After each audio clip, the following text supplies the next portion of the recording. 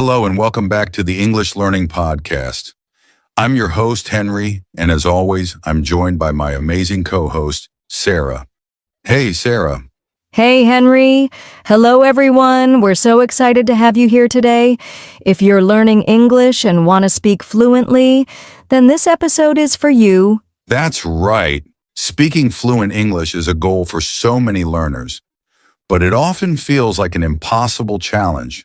Maybe you've been studying grammar and vocabulary for years, but when it's time to speak, you just freeze. Or you start translating in your head, and by the time you find the right words, the conversation has already moved on. Exactly, but don't worry. Today we're going to break it all down. We'll share simple, practical tips to help you speak English more naturally and confidently. And by the end of this episode, you'll have a clear plan to improve your fluency. Plus, we have a fun challenge for you to try at home, so stay tuned. All right, let's get started. First, let's talk about what fluency really means. Sarah, what do you think? So before we dive into the strategies, let's take a moment to really understand what fluency means. Sarah, when someone says, "I want to be fluent in English," what do you think they actually mean? Great question. A lot of people think fluency means speaking fast or speaking without any mistakes, but that's not actually true. Right. Fluency is not about speaking quickly. It's about speaking smoothly and naturally. Exactly. If you can express your thoughts clearly without constantly stopping or translating in your head, then you're already on the path to fluency. That's such an important point. I think many learners get discouraged because they feel like they have to be perfect. Yes, but think about it. Native speakers make mistakes all the time. We pause, we say or We even forget words sometimes, but we keep the conversation going, and that's what fluency is all about. That's a great way to put it. And fluency also includes understanding. English well. If you can listen and respond naturally in a conversation, that's fluency. Yes, fluency is not just about speaking, it's about communicating comfortably. Exactly. So if you're listening right now and thinking, "I still make grammar mistakes," or "I don't know enough big words," don't worry. You don't need perfect grammar or a huge vocabulary to be fluent. Right. What really matters is confidence, practice, and knowing how to keep a conversation going, even when you don't know every word. That's such a good point. And that's why in the next part, we're going to share some powerful strategies to help you improve your fluency step by step. So, get ready. We'll give you practical tips that you can start using today. All right, now that we know fluency is about speaking smoothly and naturally, not perfectly, it's time to talk about how to get there. Sarah, what's the first strategy? This is a big one. Many learners translate from their native language to English in their heads before speaking, but that actually slows you down. Yeah, because by the time you find the right words, the conversation has already moved on. Exactly. Instead of translating, train yourself to think directly in English. Start small. Describe what you're doing in your head in English. For example, instead of thinking, "Voy a hacer un café" in Spanish and then translating, just think, "I'm making coffee." That's a great exercise, and you can also try setting your phone and social media to English to surround yourself with the language. A lot of learners focus on memorizing individual words, but real fluency comes from learning phrases and chunks of language. Yes, native speakers don't think word by word. They use phrases like, "That sounds good. I'll take care of it," or "Let me think about it." Exactly. Instead of just learning the word frustrated, learn the phrase, "I feel frustrated when." That way you can use it naturally in conversation. This one is huge. If you want to be fluent, you have to speak. There's no way around it. Absolutely. And you don't always need a conversation partner.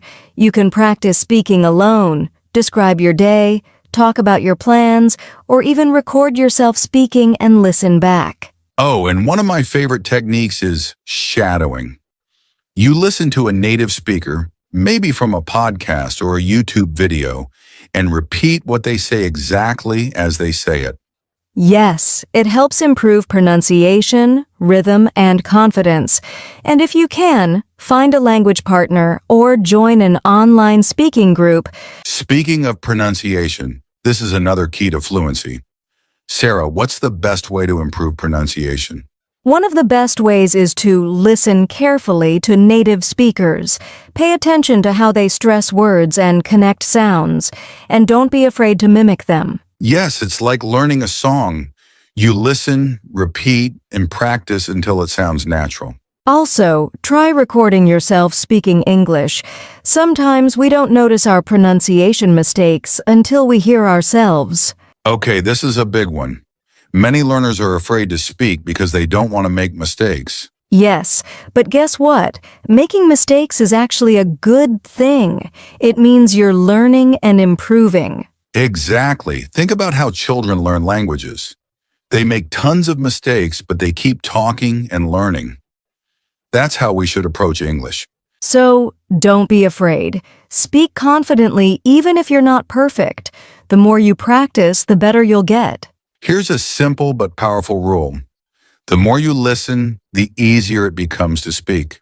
Yes, watch English movies, listen to podcasts, and pay attention to real conversations. The more input you get, the more natural English will feel. And don't just listen. Repeat what you hear and use it in your own conversations. Exactly. The more you speak, the more fluent you become. It's like going to the gym. Practice makes progress. Wow, we covered a lot of great tips here. Let's do a quick recap before we move to the next section. Good idea. So, to speak fluent English: 1. Think in English. 2. Learn phrases, not just words. 3. Practice speaking every day. 4. Improve pronunciation by mimicking native speakers. 5. Don't be afraid of mistakes. 6. Listen more to speak better. That's right, and now let's make things fun. We have a little challenge for you. All right, now that we've shared some great strategies for fluency, it's time for some action. Sarah, what's today's speaking challenge for our listeners? Good idea. So, to speak fluent English: 1. Think in English. 2. Learn phrases, not just words. 3. Practice speaking every day. 4. Improve pronunciation by mimicking native speakers. 5. Don't be afraid of mistakes. 6. Listen more to speak better. Oh, sounds interesting. What's the twist? Oh, I love this part. Okay, here's the challenge. We want you to speak for 2 minutes nonstop about your daily routine, but with a little twist. That's a great challenge. And don't worry if you make mistakes. The goal is fluency, not perfection. You can't use filler words like or like. The goal is to keep speaking smoothly, even if you need to pause and think. That's a great example. And for those who want an extra challenge, try recording yourself and listening back. It helps you catch small mistakes and improve your pronunciation. Exactly. And if you get stuck, just take a deep breath and keep going. You can describe things in a simple way. For example, instead of saying, "I wake up at 7 a.m., then I prepare breakfast and go to work," you could say, "In the morning, I open my eyes. I feel sleepy, but I get up. Then I eat something small before I leave the house." See? No complicated words, just smooth speaking. We'd love to hear from you. So after this episode, grab your phone, hit record, and try speaking for 2 minutes about your day without stopping. Yes, and if you want, you can even post your recording or a short video in the comments or share it with a language partner. All right, have fun with the challenge. Up next, we'll talk about some common mistakes that stop people from becoming fluent and how to avoid them. All right, now that we've given you some powerful strategies and a fun speaking challenge, let's talk about something just as important: what not to do. And remember, fluency comes with practice. The more you speak, the more confident you'll become. So, mistake number 1, using too many fillers. Words like uh, like, or Yes, because sometimes small mistakes can slow down your fluency progress. So let's go over some of the most common mistakes English learners make and how to fix them. So instead of saying, I went to the store and bought some, apples, try pausing instead of filling the silence with or like. Ah, yes. These words make you sound less confident. And while native speakers use them sometimes, too many can make it harder for people to follow what you're saying. Okay, here's another mistake. Translating directly from your native language. Yes! A little silence is better than too many filler words. It makes you sound more fluent and confident. For example, in some languages, you might say, I have 30 years instead of I am 30 years old. Yes, many learners do this, but English has different sentence structures and expressions. This is an interesting one. Some learners think that fluency means speaking super fast, but that's actually a mistake. Exactly. A good way to fix this is to learn phrases as they are used in English, instead of trying to translate word by word. And on the other hand, speaking too slowly can make you sound unsure of yourself. Yes, speed doesn't equal fluency. If you speak too fast, you might make more mistakes and be harder to understand. This might be the biggest mistake, being too afraid to speak. The key is to find a natural pace. Speak clearly, take your time, and don't rush. Oh, I see this all the time. Many learners understand English perfectly but avoid speaking because they're scared of making mistakes. Here's another mistake, using the same basic words over and over. Yes, it's much better to speak with mistakes than to stay silent. No one expects you to be perfect. For example, instead of always saying good, you could say fantastic, wonderful, or amazing. Yes, many learners rely on simple words like good, bad, big, or small, but English has so many ways to express ideas. All right, let's quickly recap the common mistakes to avoid. 1. Using too many filler words like and 2. Translating directly from your native language. 3. Speaking too fast or too slow. 4. Avoiding conversations because of fear of mistakes. 5. Using the same basic words instead of expanding your vocabulary. A great way to fix this is to write down new words and actually use them in conversations. Exactly. And coming up next, we're going to give you some motivation and encouragement to keep going on your English fluency journey. All right, we've talked about fluency, shared some powerful strategies, and even pointed out common mistakes. Now let's take a moment to encourage you, our amazing listeners, on your English learning journey. If you can fix even one or two of these mistakes, you'll see a huge improvement in your fluency. Exactly. And here's something important to remember. You are already better than you think.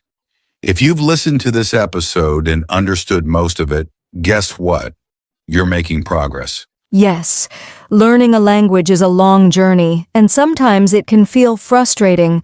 But remember, every step you take brings you closer to fluency. That's so true, and every single mistake you make is a sign that you're learning. Think of mistakes as stepping stones, not roadblocks. Yes, and fluency doesn't happen overnight. It's like learning to play an instrument or a sport. It takes time, practice, and patience. And now you're fluent in Spanish. That's proof that it works. You just have to keep going. Exactly. And let me share a quick story. When I was learning Spanish, I was so afraid to speak because I thought I'd sound silly. But then I realized that the only way to improve was to just speak, even if I made mistakes. And remember, you're not alone. There are millions of people learning English just like you, and we're here to support you every step of the way. Yes, so if you ever feel stuck or discouraged, just remind yourself, every time you practice, every time you try, you are improving. You are getting closer to fluency. Wow, what an episode. We covered so much today. What fluency really means, key strategies to improve, common mistakes to avoid, and of course, a fun challenge to help you practice. So keep going, keep practicing, and most importantly, enjoy the process. That's right. And we'd love to hear from you. Try today's speaking challenge and let us know how it goes. You can leave a comment, send us a message, or even share your recording with a language partner. Yes, and remember, fluency is not about being perfect. It's about communicating confidently. Every small step you take gets you closer to your goal. Absolutely. Keep practicing, stay confident, and most importantly, have fun with English. And if you found this episode helpful, don't forget to subscribe to the podcast, share it with a friend, and leave us a review. Your support helps us create more episodes just like this one. Thanks for listening, and we'll see you in the next episode.